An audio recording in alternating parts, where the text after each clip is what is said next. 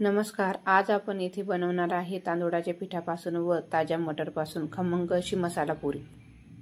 ही मसाला पुरी खात असताना आपल्याला कोणत्याही भाजीची गरज लागत नाही.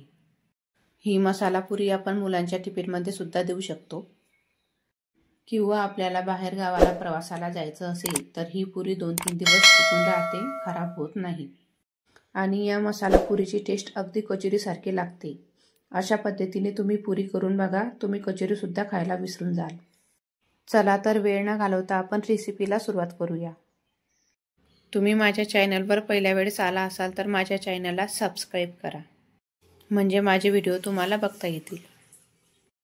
तर येथे मी मसाला पुरी बनवण्यासाठी 1 वाटी मटर घेतलेले आहे. तर येथे तुम्ही घरातील कोणत्याही वाटीच्या सहाय्याने हे प्रमाण तयार करू शकता. आणि वजनाने म्हणत असाल तर हे 300 ग्रॅम मटर आहे. तर इथे आपल्याला हे मटर स्वच्छ पाण्याने धुवून घ्यायचे आहे. तर इथे आपल्याला मटरची पेस्ट करून घ्यायची आहे. तर आता आपण हे मटर मिक्सरच्या भांड्यामध्ये टाकून घेऊ. तर यामध्ये आता आपण 3 हिरव्या मिरच्या घालून घेणार आहे आणि 1 इंच आलं. तर येथे मी एक मोठ्या आकाराचा कांदा घेतलेला आहे. तो आपल्याला असा जाडसर काटून घ्यायचा आहे आणि तो आपल्याला मिक्सरच्या भांड्यामध्ये टाकून घ्यायचा आहे. तर यामध्ये आपण 10-12 लसूण पाकळ्या सुद्धा घालून घेणार आहे. आणि तुम्ही कांदा लसूण खात नसाल तर यामध्ये कांदा लसूण नाही वापरला तरी सुद्धा चालेल. तर यामध्ये आपण 1 चमचा शोप घालून घेणार आहे. शोपमुळे मसाले पुरीला छान चव येते. आणि सुरुवातीला आपण यामध्ये पाणी न वापरता हे मिश्रण असंच फिरवून घेणार आहे. आणि थोडं फिरून झाल्यानंतर यामध्ये 2-3 चमचे पाणी टाकून आपण हे परत फिरून घ्यायचं आहे. हे मिश्रण चांगल्या प्रकारे बारीक फिरवून घेतलं तरच आपल्या पुऱ्या छान होतील. आणि आता आपण हे बाजूला ठेवून देऊ आणि पुढची तयारी करू. तर येथे आपण एक कढई घेतलेली आहे. कढई गरम झाल्यानंतर यामध्ये आपण 2 चमचे तेल घालून घेणार आहे. तेल चांगलं गरम झाल्यानंतर यामध्ये आपण अर्धा चमचा जिरं आणि 1 चमचा पांढरे तीळ घालून घेणार आहे. आणि यामध्येच आपण 1 चमचा कुटून घेतलेली लाल मिरची पावडर घालून घेणार आहे. आणि हे आपल्याला 1-2 मिनिट परतून घ्यायचं आहे. आता हे 1-2 मिनिट छान परतून झालेलं आहे. यामध्ये आता आपण मटरची पेस्ट बनवून घेतलेली आहे ती घालून घेणार आहे. आणि हे सर्व मिश्रण व्यवस्थित मिक्स करून घ्यायचं आहे. आणि हे आता आपल्याला मंद आचेवरती 3 ते 4 मिनिटसाठी असंच परतून घ्यायचं आहे. आणि आपल्याला हे चमच्याच्या सहाय्याने सारखं मिक्स करून घ्यायचं आहे, जेणेकरून हे कढईला चिटकायला नको किंवा जळायला नको, म्हणून आपल्याला हे सारखं परतून घ्यायचं आहे. आता हे छान परतून झालेलं आहे आणि यातील कच्चापणा सुद्धा कमी झालेला आहे. आता आपण यामध्ये 1 कप पाणी घालून घेणार आहे.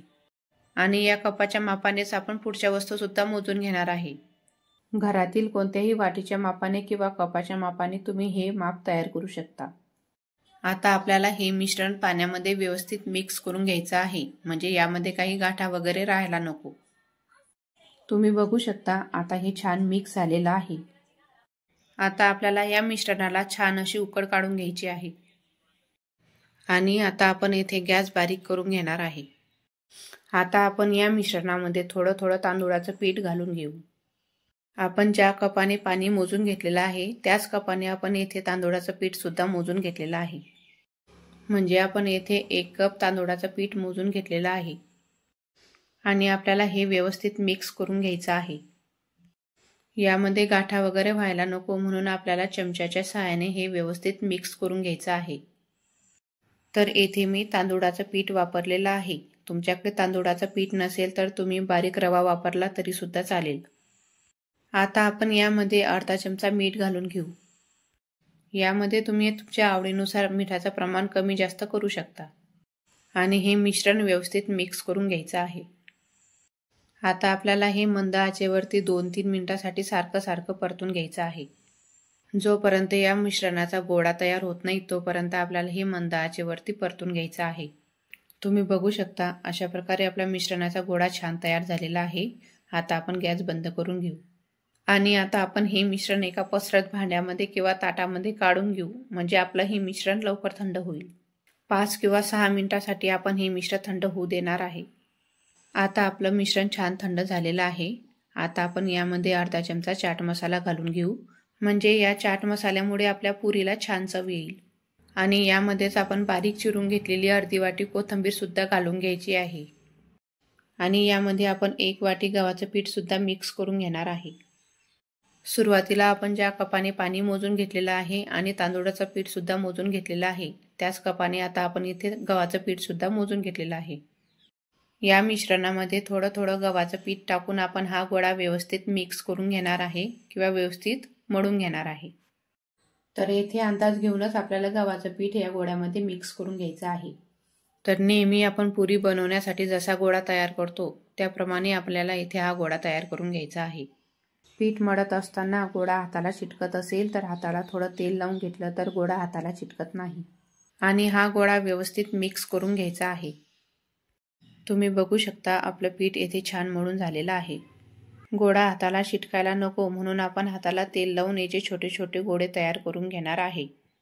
तर येथे पुरी बनवण्यासाठी आपण निंबाच्या आकाराचा गोळा तयार करून घेणार आहे. तर येथे तुम्हाला पुरी किती मोठी ठेवायची आहे त्या अंदाजाने तुम्ही गोळा तयार करू शकता.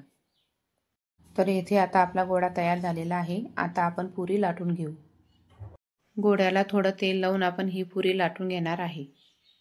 किंवा तुम्ही या गोळ्याला थोडं पीठ लावून पुरी लाटून घेतली तरी सुद्धा चालेल. तर तुम्ही बघू शकता आपली पुरी येथे लाटून तयार आहे. आणि तुम्ही नवीन असाल आणि तुम्हाला गोल पुरी बनवता येत नसेल, घरातील कोणत्याही वाटेच्या सहाय्याने किंवा डब्याच्या झाकण्याच्या सहाय्याने तुम्ही गोल पुरी सहज बनवू शकता. तुम्ही अशा पद्धतीने सहज पुरी तयार करू शकता.